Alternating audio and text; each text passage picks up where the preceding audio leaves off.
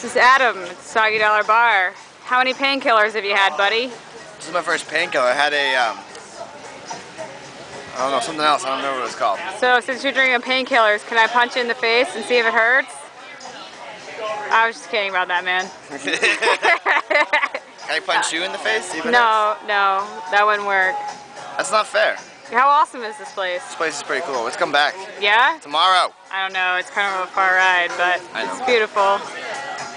We're at the Soggy Dollar Bar, hanging out. Alright, who wants to test out the painkiller potion and see if it's true?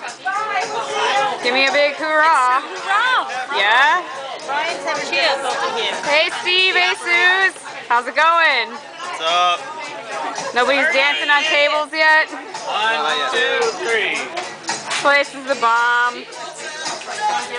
As you see, it's on a lovely beach, and you must swim in order to get to the bar. Hence called Soggy Dollar, because it's time to get there, all your money's wet.